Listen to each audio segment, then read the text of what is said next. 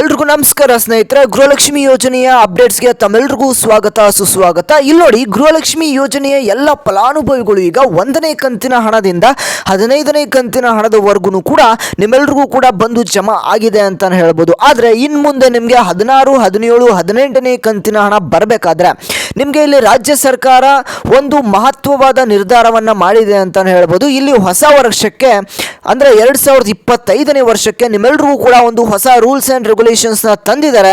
ನಿಮಗೆ ಮುಂದಿನ ಕಂತಿನ ಹಣ ಅಂದರೆ 16, 17, 18ನೇ ಕಂತಿನ ಹಣ ಬರಬೇಕಾದ್ರೆ ಈ ಒಂದು ಎಲ್ಲ ನಿರ್ಧಾರವನ್ನು ಕೂಡ ನೀವು ಪಾಲನೆಯನ್ನು ಮಾಡಬೇಕಾಗತ್ತೆ. ಓಕೆ, ಹಾಗಾದರೆ ಯಾವ ಒಂದು ರೂಲ್ಸ್ ಆ್ಯಂಡ್ ರೆಗ್ಯುಲೇಷನ್ಸನ್ನು ತಂದಿದ್ದಾರೆ, ಏನು ಆ ರೂಲ್ಸ್ ಅಂತಲೂ ಕೂಡ ನಿಮಗೆ ಈ ಒಂದು ವಿಡಿಯೋದಲ್ಲಿ ತಿಳಿಸ್ಕೊಡ್ತೇನೆ.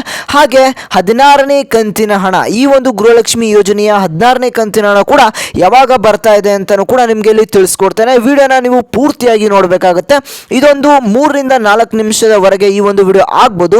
ಹಾಗಾಗಿ ಎಲ್ಲೂ ಕೂಡ ಸ್ಕಿಪ್ ಮಾಡದೆ ಪೂರ್ತಿಯಾಗಿ ನೋಡಿ. ಹಾಗೆ ನೀವೇನಾದರೂ ನಮ್ಮ ಒಂದು ಚಾನಲ್ನ ಫಸ್ಟ್ ಟೈಮ್ ನೋಡ್ತಾ ಇದ್ದೀರಾ ಅಂತಂದರೆ ಈ ಕೂಡಲೇ ಎಲ್ಲರೂ ಕೂಡ ತಪ್ಪದೆ ಸಬ್ಸ್ಕ್ರೈಬ್ ಮಾಡ್ಕೊಳ್ಳಿ. ಇದೇ ರೀತಿಯಂತ ಎಲ್ಲ ಅಪ್ಡೇಟ್ಸ್ ನಿಮಗೆ ಬಂದು ತಲುಪುತ್ತೆ. ಹಾಗೆ ಈ ಒಂದು ವಿಡಿಯೋಗೆ ಮರಿದನೆ ಎಲ್ಲರೂ ಕೂಡ ಲೈಕ್ನ ಮಾಡ್ಕೊಳ್ಳಿ.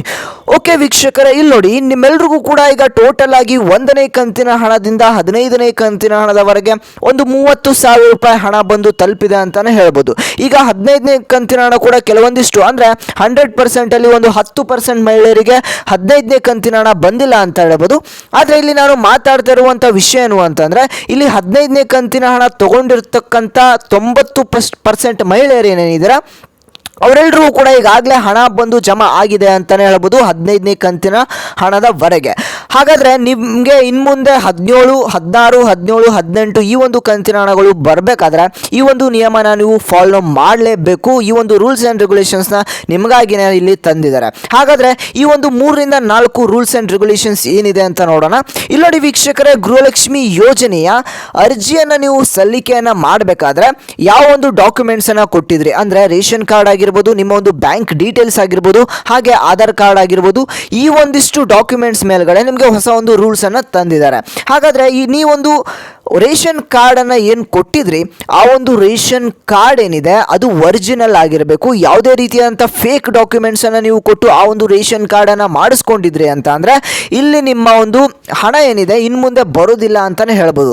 ನಿಮ್ಮ ಒಂದು ರೇಷನ್ ಕಾರ್ಡ್ ಏನಾದರೂ ಫೇಕ್ ಆಗಿತ್ತು ಅಂತ ಅಂದರೆ ನಿಮ್ಮ ಒಂದು ರೇಷನ್ ಕಾರ್ಡ್ ಪಟ್ಟಿಯಿಂದ ತೆಗಿತೀವಿ ಅಂತ ಇಲ್ಲಿ ರಾಜ್ಯ ಸರ್ಕಾರದ ಕಡೆಯಿಂದ ಒಂದು ಅಪ್ಡೇಟ್ ಬಂದಿರುವಂಥದ್ದು. ಅಂಥವರಿಗೆ ಇನ್ನು ಮುಂದೆ ಗೃಹಲಕ್ಷ್ಮಿ ಯೋಜನೆಯ ಹಣ ಏನಿದೆ ಬರೋದಿಲ್ಲ. ನೀವು ಕೇಳ್ಬೋದು, ಇನ್ನು ಮುಂದೆ ಅಂದರೆ ಹಿಂದೆ ನಾವು 1 ರಿಂದ 15ನೇ ಕಂತಿನ ಹಣದವರೆಗೆ ಹಣವನ್ನು ಪಡ್ಕೊಂಡಿದ್ದೇವೆ, ಆದರೆ ಇನ್ನು ಮುಂದೆನೂ ಕೂಡ ಹಣ ಬರೋದಿಲ್ವಾ ಅಂತ ಕೇಳೋದಾದರೆ, ಹೌದು ವೀಕ್ಷಕರೇ, ಯಾರ ಒಂದು ಡಾಕ್ಯುಮೆಂಟ್ಸ್ ಫೇಕ್ ಇದೆ ಅಂಥವರ ಒಂದು ಡಾಕ್ಯುಮೆಂಟ್ಸನ್ನು ರದ್ದನ್ನು ಮಾಡಿ, ರೇಷನ್ ಕಾರ್ಡನ್ನು ರದ್ದನ್ನು ಮಾಡಿ ಇನ್ನು ಮುಂದೆ ಅವ್ರಿಗೆ 16, 17, 18ನೇ ಕಂತಿನ ಹಣ ಇನ್ನು ಮುಂದೆ ಬರುವಂಥ ಹಣ ಅವ್ರಿಗೆ ಬರೋದಿಲ್ಲ ಅಂತಲೇ ಹೇಳ್ಬೋದು. ಹಾಗಾದರೆ ಎರಡನೇ ಒಂದು ರೂಲ್ಸ್ ಆ್ಯಂಡ್ ರೆಗ್ಯುಲೇಷನ್ಸ್ನ ನೋಡೋದಾದರೆ ಇದು ಕೂಡ ಸೇಮ್ ಆ್ಯಸ್ ಇಟ್ ಈಸ್ 1ನೇ ಒಂದು ರೂಲ್ಸ್ ಏನಿದೆ ಅದೇ ಥರನೇ ಇದೆ.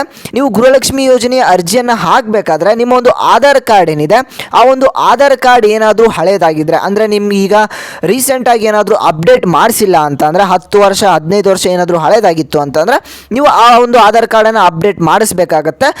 ಮಾಡಿಸಿಲ್ಲ ಅಂತಂದರೆ ನಿಮಗೆ ಈ ಒಂದು ಹಣ ಬರದೇ ಇರೋದು ಈ ರೀತಿಯಾದಂಥ ಪ್ರಾಬ್ಲಮ್ಸು ಆಗುತ್ತೆ. ಹಾಗೆ 3ನೇ ಒಂದು ರೂಲ್ಸ್ ಆ್ಯಂಡ್ ರೆಗ್ಯುಲೇಷನ್ಸ್ನ ನೋಡೋದಾದರೆ ನಿಮ್ಮ ಒಂದು ಬ್ಯಾಂಕ್ ಅಕೌಂಟ್ ಏನಿದೆ ಆ ಒಂದು ಬ್ಯಾಂಕ್ ಅಕೌಂಟ್ ನಿಮ್ಮ ಫಾರ್ ಎಕ್ಸಾಂಪಲ್ ನಿಮಗೆ SBI ಆಗಿರ್ಬೋದು, ಹಾಗೆ ಕೆನರಾ ಬ್ಯಾಂಕಲ್ಲಿ ಏನಾದರೂ ನಿಮಗೆ ಅಕೌಂಟ್ ಇದ್ದು ನೀವು ಬೇರೆ ಒಂದು ಅಕೌಂಟ್ಗೆ ಅಂದರೆ ನೀವು ಪೋಸ್ಟ್ ಆಫೀಸಲ್ಲಿ ನಾನು ಏನಾದರೂ ಅಕೌಂಟನ್ನು ಮಾಡಿಸ್ಕೊಂಡ್ರೆ ನನಗೆ ಜಲ್ದಿ ಹಣ ಬರ್ಬೋದು ಅಂತ ನೀವೇನಾದರೂ ತಿಳ್ಕೊಂಡಿದ್ರೆ ಹಾಗೇನಿಲ್ಲ. ನಿಮಗೆ ಯಾವುದೇ ಒಂದು ಬ್ಯಾಂಕ್ ಅಕೌಂಟ್ ಇದ್ದರೂ ಕೂಡ ನಿಮಗೆ ಗೃಹಲಕ್ಷ್ಮಿ ಯೋಜನೆಯ ಹಣ ಬಂದು ತಲುಪುತ್ತೆ. ಇದಿಷ್ಟು 3 ರೂಲ್ಸ್ ಆ್ಯಂಡ್ ರೆಗ್ಯುಲೇಷನ್ಸ್ ಆಗಿತ್ತು.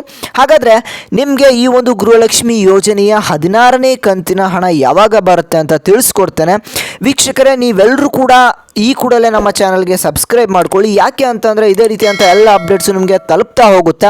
ಎಷ್ಟೊಂದು ಜನ ವೀಡಿಯೋಸ್ನ ನೋಡ್ತಿದ್ರೆ ಆದರೂ ಕೂಡ ಸಬ್ಸ್ಕ್ರೈಬ್ ಮಾಡ್ಕೊತಿಲ್ಲ. ನೀವು ಮಾಡುವಂಥ ಸಬ್ಸ್ಕ್ರೈಬಿಂದ ನಮಗೆ ಇದೇ ರೀತಿಯಂಥ ಹೆಚ್ಚು ವೀಡಿಯೋಸ್ ಮಾಡೋದಕ್ಕೆ ಅನುಕೂಲ ಆಗುತ್ತೆ. ಹಾಗೆ ಈ ಕೂಡಲೇ ಎಲ್ಲರೂ ಕೂಡ ಸಬ್ಸ್ಕ್ರೈಬ್ ಮಾಡ್ಕೊಳ್ಳಿ. ಹಾಗೆ ವಿಡಿಯೋಗೆ ತಪ್ಪದೆ ಲೈಕ್ನ ಮಾಡಿ. ಇಲ್ಲಿ ನೋಡಿ ವೀಕ್ಷಕರೇ, ಗೃಹಲಕ್ಷ್ಮಿ ಯೋಜನೆಯ 16ನೇ ಕಂತಿನ ಹಣ ಏನಿದೆ ನಿಮ್ಮೆಲ್ಲರಿಗೂ ಕೂಡ ಡಿಸೆಂಬರಲ್ಲಿ ಬರುತ್ತೆ ಅಂತ ಹೇಳಿದರು. ಆದರೆ ನಿಮಗೆ ಈ ಒಂದು 16ನೇ ಕಂತಿನ ಹಣ ಏನಿದೆ ಅಂದರೆ 2025ನೇ ಅಂದರೆ ಮೊದಲನೇ ವಾರದಲ್ಲಿ, ಅಂದರೆ ಜನವರಿ ಮೊದಲನೇ ವಾರದಲ್ಲಿ ಅಥವಾ ಜನವರಿ 10ನೇ ತಾರೀಕಿನ ಒಳಗಡೆ ನಿಮಗೆ ಈ ಒಂದು 16ನೇ ಕಂತಿನ ಹಣವನ್ನು ಬಿಡುಗಡೆ ಮಾಡ್ತಾರೆ. ನಿಮ್ಮೆಲ್ಲರೂ ಕೂಡ ಬಂದು ಜಮಾ ಆಗುತ್ತೆ ಅಂತಲೇ ಹೇಳ್ಬೋದು ವೀಕ್ಷಕರೇ.